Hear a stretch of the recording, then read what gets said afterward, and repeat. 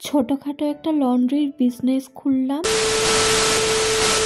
Hello, welcome back to my channel. তোমরা সবাই কেমন আছো? আশা করি তোমরা সবাই অনেক ভালো আছো। নতুন আরেকটা ভিডিও নিয়ে চলে এসেছি তোমাদের সঙ্গে।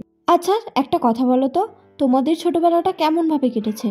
মানে আমি বলতে চাইছি, ঠাকুমা, দাদু, এদের কি ভালোবাসা পেয়েছো তোমরা, নাকি তোমাদের ছোটবেলায় তাদেরকে কাছেই পাওনি? হ্যাঁ, আমি কিন্তু তাদেরকে কাছে পাইনি, মানে তারা বেঁচে থাকার সত্ত্বেও না থাকা হয়েছিল আর কি। ছোট থেকে ঠাকুমা দাদুর গল্প যদি কেউ করতো না, আমার কাছে যেন তাদের গল্পগুলো রূপকথা মনে হতো।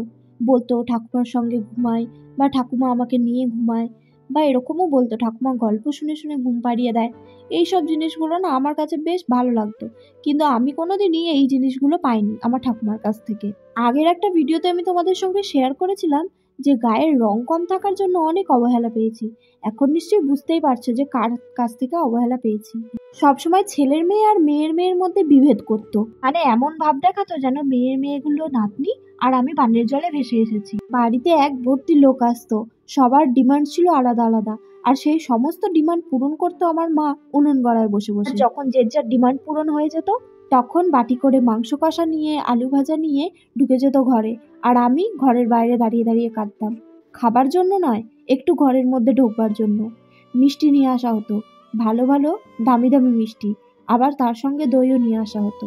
সেগুলো একমাত্রই আনা হতো মেয়েদের জন্য। আর বাড়িতে যে আর একটা মেয়ে আছে তার কথা হয়তো মনেই থাকতো না, আবার মনে পড়লেও কোনো রকমে একটা মিষ্টি নিয়ে এসে হাতে ধরিয়ে দিত, বলতো দই যদি বেঁচে থাকে তাহলে তোকে দেবো। আগের ভিডিওতে বলেছিলাম যে ছোটবেলায় মেলায় নিয়ে যাওয়া হতো। আসলে তখন তো শর্টস ভিডিওর মধ্যে পুরো কথাটা বলতে পারিনি।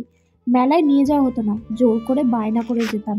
তখন তো অনেকটাই ছোট ছিল, সবাই মেলায় যাচ্ছে তাই আমারও মন করতে যেতে। হ্যাঁ, আমি এটা কখনোই অস্বীকার করব না যে আমার ঠাকুমা দাদু আমার জন্য কিছুই করেনি, অনেক কিছু করেছে।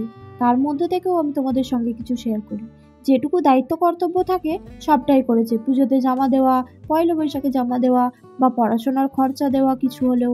আমার বিয়ের সময়তেও আমার ঠাকুমা বাপিকে কিছু হলেও হেল্প করেছে, কিন্তু সেগুলো পুরোটাই হয়েছে জোর করে, মানে নিজের স্বইচ্ছায় কোনো কিছুই করেনি। হ্যাঁ, এভাবে জোর করেই আমি চেয়ে নিয়েছিলাম তার কাছ থেকে নিজের অধিকারটা বুঝে নেওয়ার জন্য। যখন ছোট ছিলাম তখন তো কিছু বুঝতাম না, তাই নিজের অধিকার বলে কিছুই জানতাম না।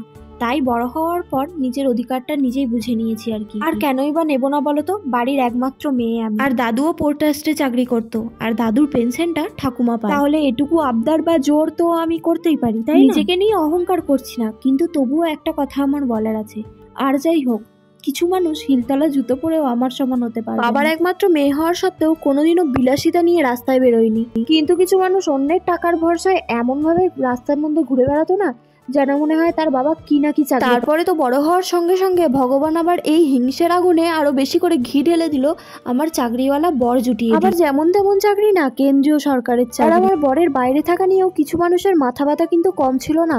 তারা এমন ভাবেও পর্যন্ত বলেছে যে বাইরে থাকা ছেলে, দেখো কি বলতে কি হয়ে যায়, এখন দিনকাল ভালো নয়, তাড়াতাড়ি রেজিস্ট্রিটা করিয়ে নেওয়া ভালো। আর তাদের বাড়ির মেয়েরা দেখো, এখন পর্যন্ত বিয়ে হয়নি, কিন্তু শ্বশুর বাড়ি গিয়ে খেয়ে ঘুমিয়ে কাটিয়ে চলে আসছে। এগুলোর বেলায় কি আর তাদের চোখে পড়ে না? একজন সৈনিকের স্ত্রী হয়ে আমি এতটা পর্যন্ত অহংকার দেখাই না, যতটা অহংকার তারা দেখায় যারা নিজেরাও ঠিক করে বলতে পারে না আজ অব্দি যে তাদের বর আসলে কিসের চাকরি করে। একদিন শুধু তাকে বলেছিল যে নাত জামাইকে নিয়ে আমাদের বাড়ি ঘুরতে আসিস, এসে দুদিন থাকবি। সে এমনভাবে উত্তর দিল, আই এম তো অবাক, যেন একজন সৈনিকের থেকেও বেশি ডিউটি তাকে করতে হয়। এমন আভাব দেখিয়ে দিল যেন দেশ রক্ষার থেকেও বড় কিছু দায়িত্ব নিয়ে রেখে দিয়েছে সে, যেন পুরো ওয়ার্ল্ড রক্ষা করছে। যাক, আমি অহংকার না করতে পারি, গর্ব করে বলতে পারবো যে আমি একজন সৈনিকের স্ত্রী, যে সারা দিন রাত আমাদের দেশকে রক্ষা করছে, যাদের জন্য আমরা ঘুমোতে পারছি নিশ্চিত। এত কিছুর মধ্যেও ভালো কথা হলো, আমি আমার নিজের ঠাকুমার ভালোবাসা না পাই, আমার মায়ের ঠাকুমার ভালোবাসা পেয়েছি, আমার মায়ের দাদুর ভালোবাসা পেয়েছি। হ্যাঁ, শুনলে একটু অবাক লাগবে, কিন্তু এটাই সত্যি। আমি যখন ক্লাস 10-এ পড়ি তখন আমার মায়ের দাদু মারা যায়, আর আমি যখন ক্লাস 12-এ পড়ি তখন আমার মায়ের ঠাকুমা মারা যায়, মানে আমি যথেষ্ট বড় তখন।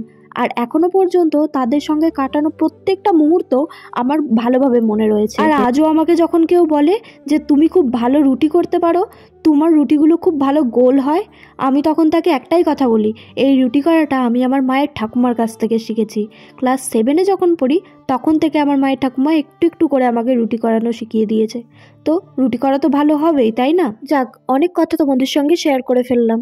এখন আবার ভিডিওটা দেখে সে ভাববে আমি আবার কখনো এইসব করলাম, কিন্তু যে করে তার মনে থাকে না, কিন্তু যার সঙ্গে করে তার মনে থাকে। দেখো, ছোটোখাটো একটা লন্ড্রির বিজনেস খুলেছি, কারণ চলছে না জানো তো, সেই কারণে ভাবলাম না না, বাড়িতে বসে এর চেয়ে ভালো আর কি করা যাবে। কি তোমরা কি এটাই ভাবছো? আরে না না, ইয়ার কি মারলাম তোমাদের সঙ্গে, এরকম কিছুই ব্যাপার না। ভাবছো তো যে দাদাভাই তো বাড়িতে থাকে না, তাহলে এত জামা প্যান্ট কার? আসলে আমার কাকি শাশুড়ি আমাকে এই জামা প্যান্টগুলো দিয়ে গেছে, মানে আমার দেওরের জামা প্যান্ট এগুলো। তো কাকিমা বললো যে তুমি একটু এগুলো ইস্ত্রি করে দিও তো। আমি বললাম ঠিক আছে, আমি তো ফাঁকাই বসে থাকি, কোনো ব্যাপারই না ইস্ত্রি করাটা, আর আমারও একটু টাইমটা কেটে যাবে, তার জন্যই চটপট করে জামা প্যান্টগুলো ইস্ত্রি করতে বসে গেলাম। এরপর আবার রাত্রিবেলার খাবার বানানোর আছে, তারপর খাওয়া দাওয়া করে শুয়ে পড়বো। ভিডিওটা আজ আমি এই অবধি রাখলাম। ভিডিওটা ভালো লাগলে অবশ্যই লাইক করবে আর কমেন্ট করে জানাবে যে ভিডিওটা কেমন লাগলো, আর আমার এই গল্পগুলো কেমন লাগে সেটা কিন্তু তোমরা অবশ্যই বলবে। এগুলো গল্প হলেও কিন্তু সত্যি। এরকম আরও অনেক কথা আছে তোমাদের সঙ্গে, সব আস্তে আস্তে শেয়ার করব। তোমরা শুধু আমার পাশে থেকে যেও আর এভাবেই ভালোবাসা দিয়ে যেও, আর ভিডিওটা সকলের সাথে শেয়ার করে দিও, আর এতটা পরিমাণে শেয়ার করে দাও যেন যাদেরকে আমি ডাইরেক্ট কথাগুলো বললাম না তাদের কাছে অবধি পৌঁছে যায়। আর ভিডিও শেষে আমি তোমাদের সঙ্গে কিছু শেয়ার করেছি, সেটা আশা করি দেখতে তোমাদের ভালো লাগবে। তো অবশ্যই কমেন্ট করে জানিও যে সিনটা কিরকম লাগলো দেখতে। Thank you for watching, by.